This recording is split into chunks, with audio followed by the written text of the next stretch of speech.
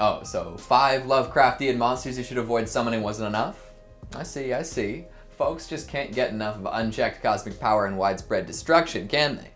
Well, I'm still staunchly against the summoning of any Lovecraftian beasts, so today I'll fire through 5 more that should remain in their dimensions, underground prisons, cold vacuum of space, etc.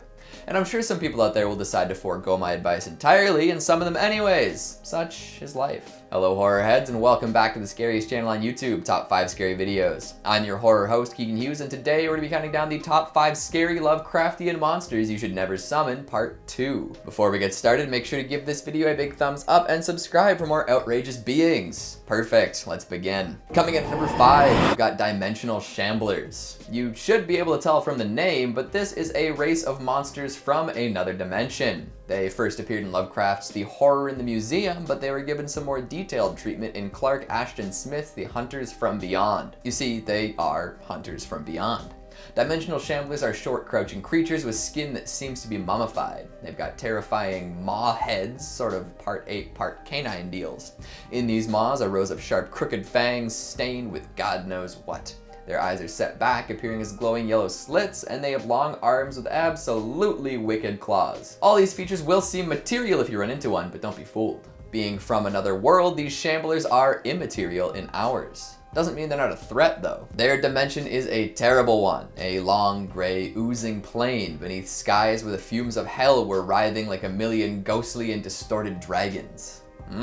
If a human is introduced to this world, they'll sink into the ooze, allowing them to be consumed, body, mind, and soul by the shamblers. And humans are quite often brought here. Shamblers can be brought to our world through certain spells, but also through pure willpower. So when I say you should never summon them, I really mean just don't ever focus too much energy onto them.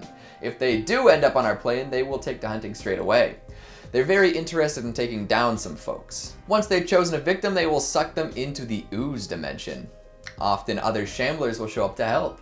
It may seem like they're grabbing the person with their claw arms, but in actuality they're using a form of hypnosis to drag them along. Those with strong wills can resist, but if more shamblers appear, it becomes much more difficult. If you're near a person being sucked in, you might even catch a glimpse into the hell world, but you'd probably rather not, right? Coming in at number 4, we've got Aki. Okay, actually, I'll understand if you try to summon one of these. Just make sure you're ready to own up to the consequences. Aki are cool as hell. They're interstellar predators who can travel through the vacuum of space no problem. They have a special organ called a hewn that makes the vast expanse a cakewalk.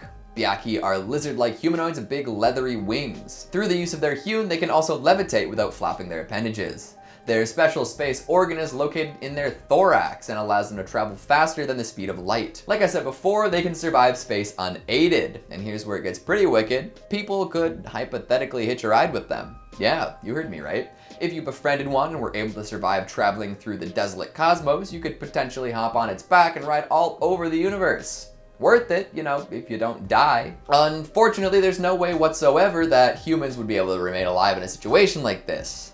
Dang. So even if you're feeling relatively confident, summoning one is a bad call in general. They can put their metabolism into overdrive when exceeding light speed, meaning that wherever they end up, they're gonna be real hungry. And at that point, they'll descend to the surface of any planet to start hunting, and they'll eat pretty much anything, humans included. So if you think you've got a pretty good chance of making it to the other end of warp speed, it'll probably just eat you anyways. Maybe someday we'll make it out there. Coming in at number 3, we've got Neothelid. Remember when I talked about having a strong will as a defense against dimensional shamblers? Oh, that's not really gonna work here, unfortunately. Neothelids are huge creatures with psionic abilities. They often teleport around, usually to gain tactical advantage over their foes and prey. They can also communicate with each other using telepathy and manipulate huge objects with powerful telekinesis. And if that wasn't enough, they can also fly without wings. Cool, but very deadly. Their minds are strong enough to overwhelm weak beings, which humans definitely are, and sometimes the brainwaves are enough to kill. In addition to their powerful minds, they also have incredible physical strength. With hides that resist all blows except for cold iron and a resistance to all but the most powerful of spells, Neothelids will not be taken down easily.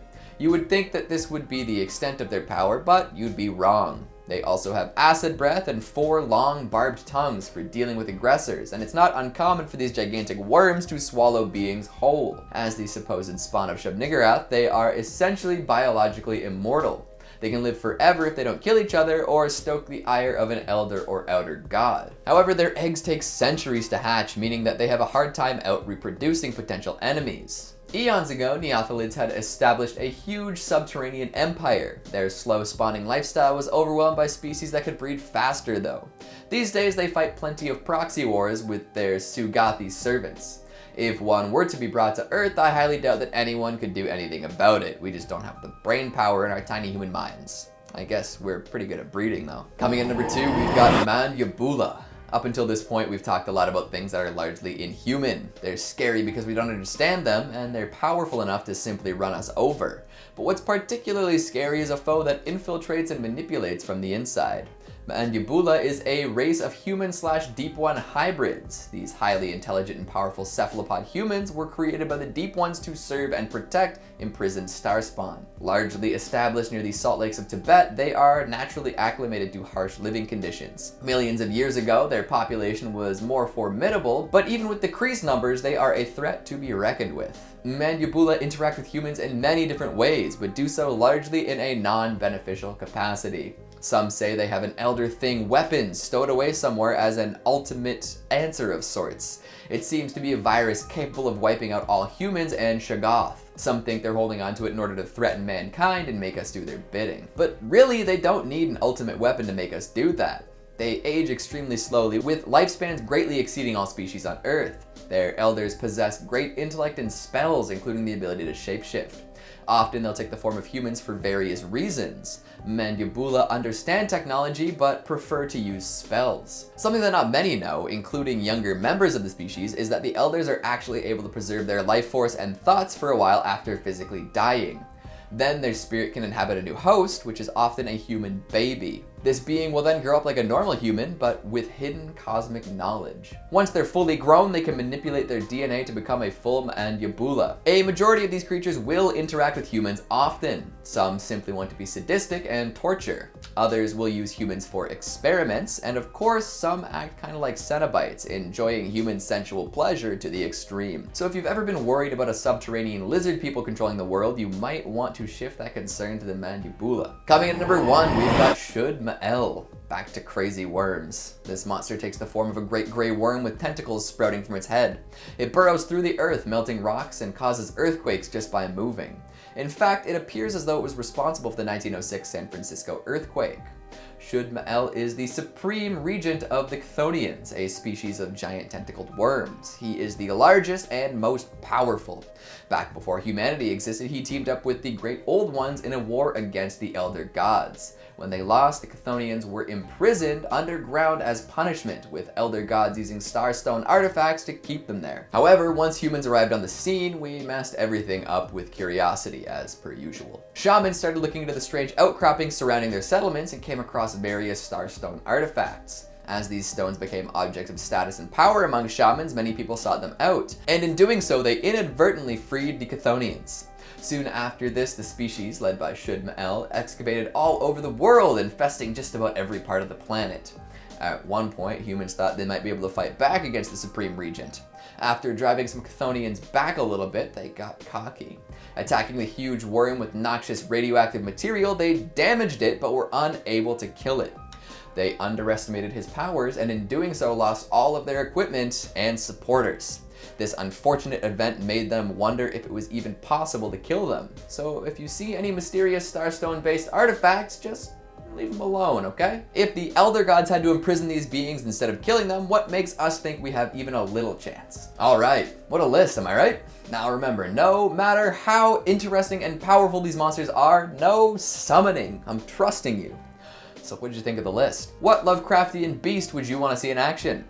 Make sure you let me know down in the comments. Speaking of comments, let's take a look at some of your more pernicious ones from the top 5 scary paranormal games that will ruin your life. Hopes and Dreams 299 says, crap, I've already played Candyman so many times XD. Still no hooks? No bees? Lucky you. Robin DeBank says, I feel like I would drop the baby by accident and lose it.